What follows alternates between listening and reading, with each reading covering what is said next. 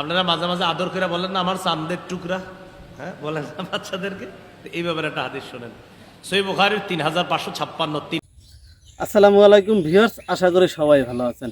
Viewers, আপনাদের কাছে আমার ছোট্ট একটা রিকোয়েস্ট থাকবে, যারা আমার চ্যানেলটা এখনও সাবস্ক্রাইব করেননি তারা আমার চ্যানেলটা সাবস্ক্রাইব করে একটা লাইক করে দিন।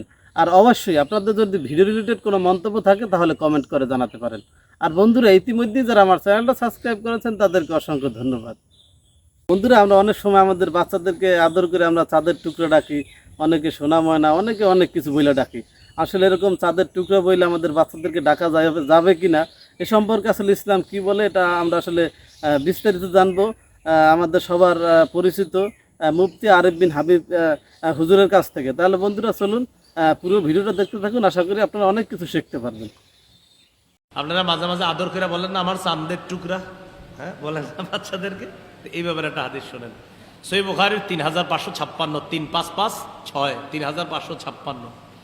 এই হাদিসের বর্ণনাকারী কাব ইবনে মালিক, রাসূল সাল্লাল্লাহু আলাইহি ওয়াসাল্লাম এক সাহাবী। একটা যুদ্ধ হয়েছে, তাবুক যুদ্ধ। এই যুদ্ধে মুনাফিকরা যায় নাই। মুনাফিক মানে ওই যুগে ইমানদার, এদেরকে সবাই জানতো ইমানদার, আসলে মুনাফিক। আর রসুলের 3 জন সাহাবিও যায় নাই। তাহলে কি বললাম, মুনাফিকরা যায় নাই, আর কয়জন সাহাবি যায় নাই? 3 জন। তাবুক যুদ্ধ থেকে নবী আসলেন, ফিরে আসলেন। তাবুক যুদ্ধে না যাওয়াটা রসুল সাল্লাল্লাহু আলাইহি সাল্লাম অপরাধ হিসাবে সাব্যস্ত করলেন। মুনাফিকদেরকে জিজ্ঞাসা করলেন কেন যাও নাই? তো মুনাফিকরা মিছা কথা কয়েটায় বাইচা গেছে যে এই কারণে আমরা যাই নাই। সাহাবি 3 জন আসছে, তোমরা কেন যাও নাই? তারা সত্য সত্য বলছে, হুজুর আমরা না যাওয়ার কোনো কারণ ছিল না, এমনি আমরা যাইনি, এগুলা বলছে। রসুল সাল্লাল্লাহু আলাইহি সাল্লাম এই 3 সাহাবীকে শাস্তি দিলেন। নবী নিজে কথা বলা বন্ধ করে দিলেন। সব সাহাবীদেরকে বললেন তাদের সাথে কথা বলা নিষেধ, কেউ কথা বলবা না। 3 সাহাবী কথা বলা বন্ধ করার পর এমন পেরেশানির মধ্যে পড়লেন, এই পৃথিবীটা তাদের জন্য সংকীর্ণ হয়ে গেছে। রাসূল সাল্লাল্লাহু আলাইহি সাল্লামের কাছে গেলেও তাকায় না, কথা বলে না। তো নবীজি সাল্লাল্লাহু আলাইহি সাল্লামের এই 3 সাহাবীর তওবা আল্লাহ কবুল করে। লম্বা একটা সময় অতিবাহিত হওয়ার পর আল্লাহ এই 3 জনের তওবা কবুল করে কোরআনের আয়াত নাজিল করে দিয়েছে।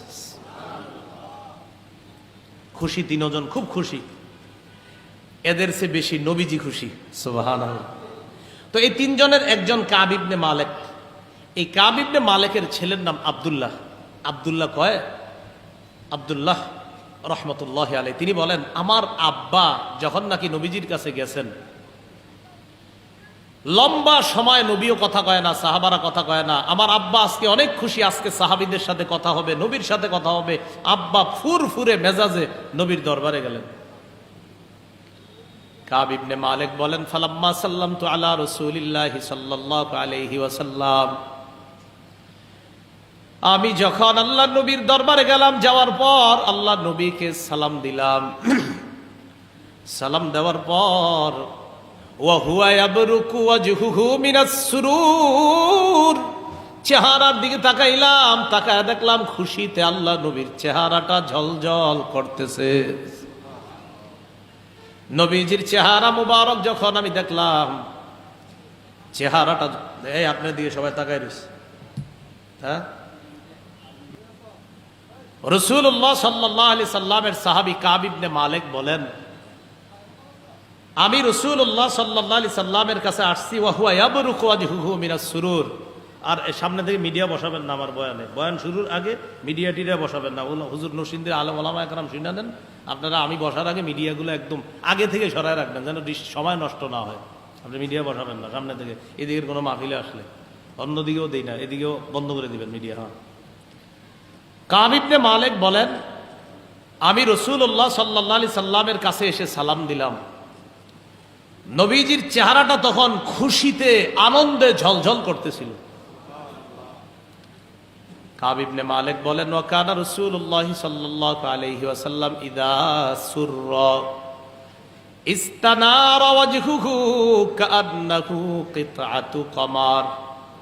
কয় আল্লাহ নবী যখন খুশি হইতেন, আনন্দে খুশি হইতেন, নবীর চেহারা মুবারকটার দিকে তাকাইলেই মনে হইতো যেন নবীর চেহারাটা আকাশের চাঁদের টুকরা। চেহারাটা খুশি হইলেই এমন ভাবে চেহারার মধ্যে আনন্দ ফুটে উঠত যেন মনে হতো চাঁদের টুকরাটা আমগো সামনে হাসতেছে, এরকম মনে হয়। এত সুন্দর ছিল। হাত কেমন ছিল? হাত সহিহ বুখারীর 3561 নম্বর হাদিসের বর্ণনা।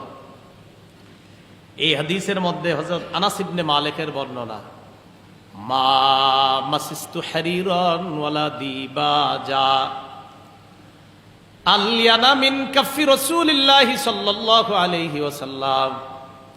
আনাস ইবনে মালিক বলেন, আমি জীবনে কত রেশম ধরলাম, তুলতুলে নরম আমি রেশম ধরলাম, নবীজির হাতের চাইতে এত নরম রেশম আমি কখনো স্পর্শ করি নাই, বরং রেশমের চাইতে আমার নবীর হাতটা আরো তুলতুলে নরম ছিল। হাতের চাইতে নরম রেশমও আমি ধরি নাই, এত নরম ছিল রাসূল সাল্লাল্লাহু আলাইহি সাল্লামের হাত।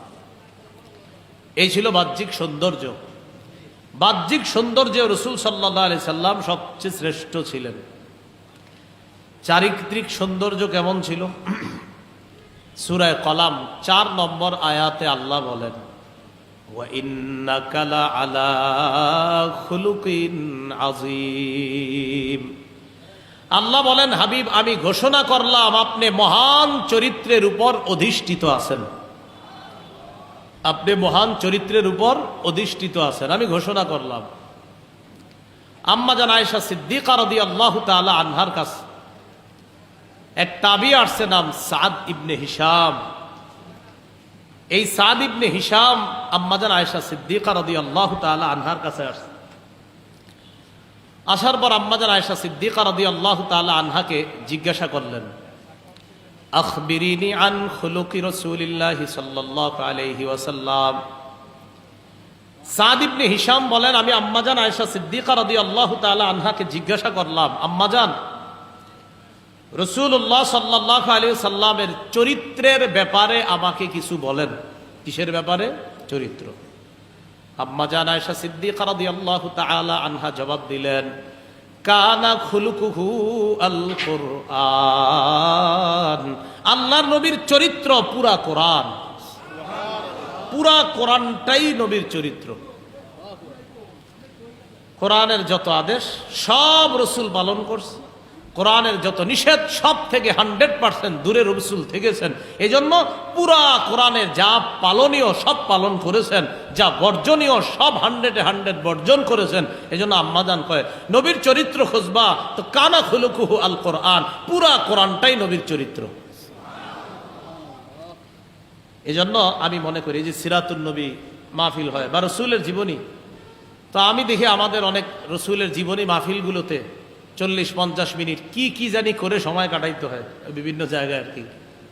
তো এরা রসুলের এই যে চরিত্রই তো পুরা কোরআন, তো কোরআন থেকে আপনার খুলে খুলে পড়লেই তো হয় যে সূরা বাকারার এই আয়াতে আল্লাহ এটা বলছে, এটা নবী অক্ষরে অক্ষরে পালন করছে, ওই আয়াতে এটা নিষেধ করছে, এটা থেকে রসুল দূরে ছিলেন, এটা বললেও তো হয়। কি বলেন?